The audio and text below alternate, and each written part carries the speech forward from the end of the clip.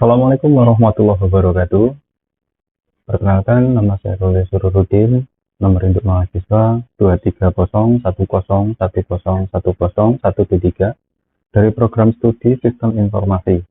Di sini saya akan mempresentasikan terkait mata kuliah ICT Literasi, di mana kami diberi tugas untuk membuat sebuah proposal tentang ICT Literasi. Kita langsung ke materi pembahasan. Di sini di dalam proposal yang saya buat ada latar belakang, di mana sesuatu yang melatar belakangnya adalah kesenjangan digital, khususnya di daerah pedesaan, yang telah menjadi salah satu hambatan utama dalam menghadapi era teknologi informasi dan komunikasi atau TIK. Kemudian masyarakat pedesaan seringkali mengalami keterbatasan akses dan pemahaman terhadap teknologi itu sendiri, sehingga mengakibatkan kesenjangan yang sangat signifikan di dalam partisipasi dalam kehidupan sistem teknologi digital. Secara umum, tujuan dari pembuatan proposal ini sendiri sebenarnya adalah memenuhi tugas dari tugas UTS di mata kuliah ICT Literasi. Kemudian secara khususnya tujuannya adalah sebuah penelitian ini bertujuan untuk menganalisis tingkat literasi TIK di daerah pedesaan dengan menekan pada kendala-kendala spesifik yang dihadapi oleh masyarakat setempat. Kemudian yang kedua, mengidentifikasi skema literasi TIK yang dapat dikustomisasi dan diimplementasikan secara efektif sesuai dengan konteks pedesaan. Kemudian yang ketiga, merancang program edukasi TIK yang sesuai dengan kebutuhan dan karakteristik masyarakat pedesaan. Yang keempat, mengevaluasi dampak program literasi TIK yang diimplementasikan terhadap peningkatan literasi dan partisipasi masyarakat pedesaan dalam dunia digital. Baik, selanjutnya kita lanjutkan di bagian 2, ada tinjauan pustaka. Di mana di sini saya memberi gambaran-gambaran dasar untuk menjelaskan nantinya dan dalam pembuatan proyek yang akan saya buat melalui proposal ini. Yang pertama adalah ada definisi konsep teknologi digital.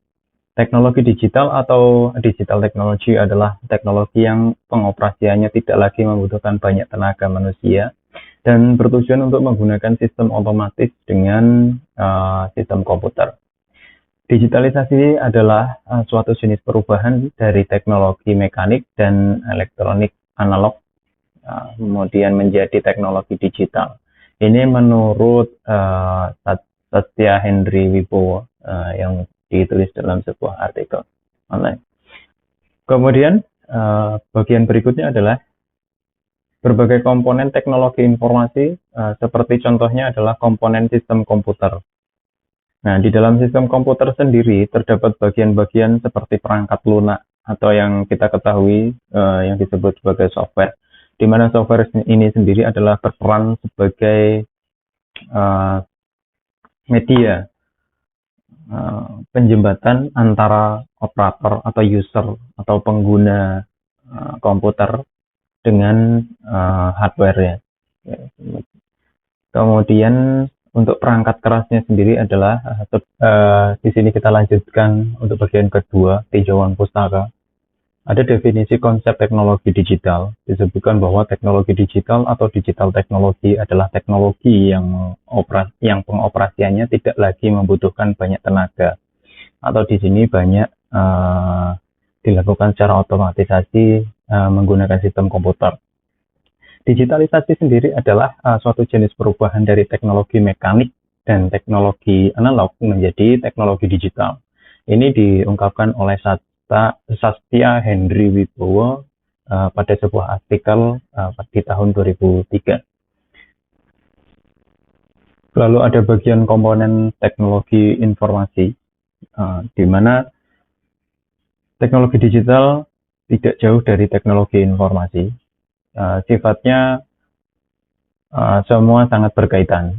Pesatnya perkembangan teknologi informasi tidak lepas dari komponen-komponen komputer. Jadi semuanya saling berkaitan. Di mana komponen sistem komputer sendiri memiliki beberapa komponen penting, yaitu perangkat lunak atau software, perangkat keras atau hardware, kemudian ada infoware dan brainware. Perangkat lunak adalah sebuah perangkat yang digunakan sebagai penjembatan antara pengguna atau user dengan perangkat kerasnya. Misalnya sistem operasi, kemudian ada aplikasi-aplikasi di dalam komputer, itu adalah termasuk software. Kemudian untuk perangkat kerasnya sendiri adalah sebuah komponen komputer yang sangat digunakan, sangat penting, maksudnya sangat penting digunakan karena apa? Karena itu adalah bentuk yang bisa dioperasikan langsung oleh manusia, misalnya keyboard untuk proses input, kemudian layar sebagai untuk hasil outputnya, kemudian prosesor untuk memproses data dan apa yang kita olah di dalam komputer itu sendiri. Kemudian untuk infoware ini emang jarang disebutkan di dalam kehidupan sehari-hari, di mana infoware ini sendiri adalah sebuah kumpulan dokumen atau informasi yang dihimpun oleh organisasi atau perusahaan yang tujuannya adalah untuk sebuah SOP atau syarat dan ketentuan atau agreement atau apapun itu yang terkait dengan teknologi sistem informasi. Kemudian ada brainware. Brainware ini adalah manusia. Umumnya pengguna komputer adalah manusia. Bisa dikatakan brainware. Kenapa? Karena ini adalah membutuhkan kecerdasan manusia. Di dalam strukturnya sendiri ada proses input unit, itu erat kaitannya dengan hardware. Kemudian processing unit itu ada kaitannya dengan software, ada dengan apa lagi, prosesor dan segala macam, termasuk hardware juga sebenarnya. Tapi di dalamnya ada sistem operasi, ada aplikasi-aplikasi. Kemudian output unitnya ada layar, ada penampil suara, dan sebagainya. Selanjutnya, di sini ada perkembangan device komputer atau komputer devices. Melalui laman website detik.net, Alia Yasita Echa Putri menuliskan bahwa device adalah unit dari perangkat keras yang menyediakan satu atau lebih fungsi komputasi dalam sistem komputer. Device dapat berupa elemen elektronik, apapun dengan kemampuan komputasi tertentu, mendukung instalasi firmware. Selain itu, disebutkan juga bahwa device terbagi menjadi 5 jenis, yaitu device input, kemudian device output, kemudian device penyimpanan atau storage device, kemudian IoT dan mobile devices. Nah, ini adalah contoh-contoh dari device yang sebenarnya setiap hari kita. Kemudian ada printer, ada handphone yang terkoneksi dengan komputer, itu adalah device, contoh-contoh dari device. Selanjutnya, untuk bagian ketiga dari proposal ini adalah metode yang digunakan oleh penulis di dalam proposal ini. Proposal ini mengadopsi metode penelitian kuantitatif, yakni sebuah metode yang menggunakan bukti dan fakta-fakta di lapangan sebagai cara untuk dapat melihat fenomena sosial yang terjadi dengan berdasarkan kumpulan dan keterangan. Di sini ada alur di mana proyek ini akan dilakukan. Yang pertama adalah penulis mencari ide atau topik proyek. Yang kedua mencari objek itu sendiri.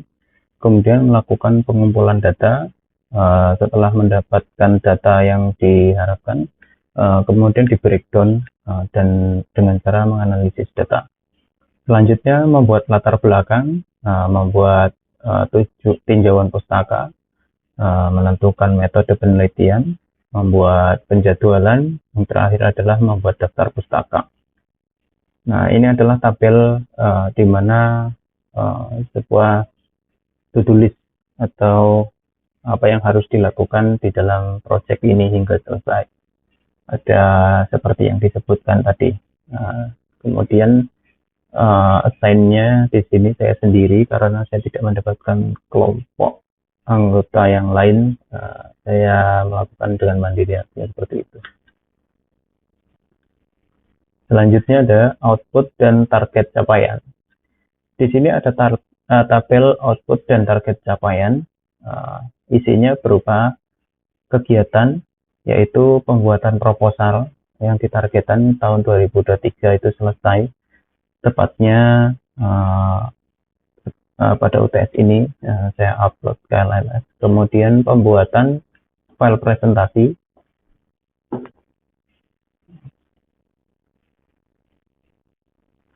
Pembuatan file presentasi ini dilakukan untuk memenuhi tugas UTS itu sendiri dan membreakdown progress dari project yang saya buat.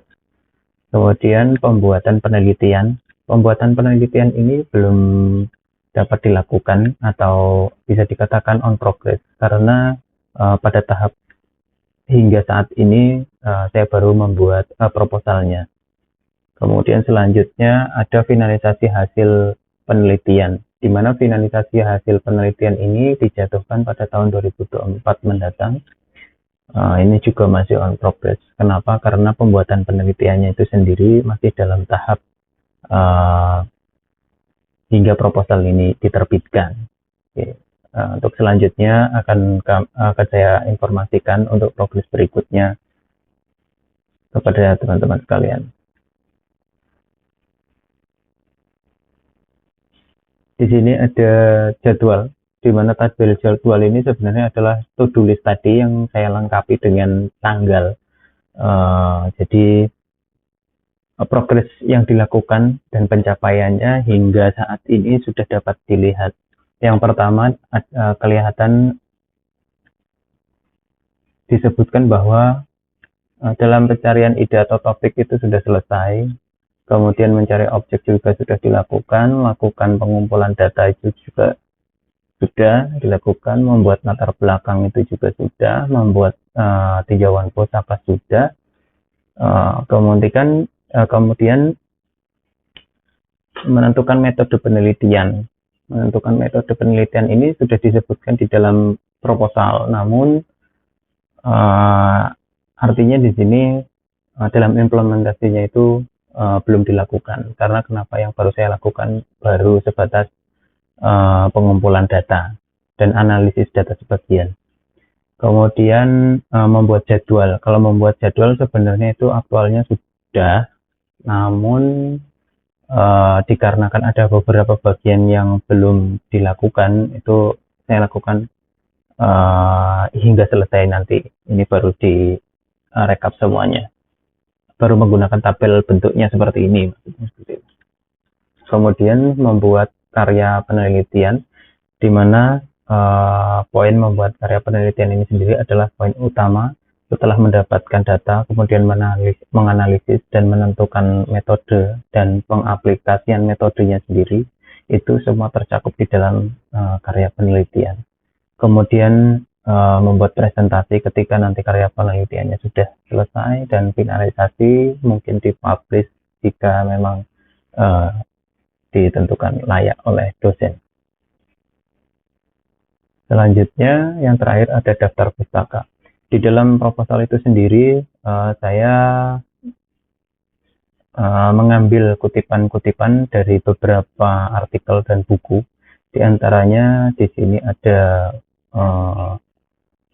e-book teknologi digital di era modern yang diterbitkan oleh Wibowo dan kawan-kawan. Kemudian ada artikel online di mana judulnya tahapan metode prototype, pengertian dan contohnya.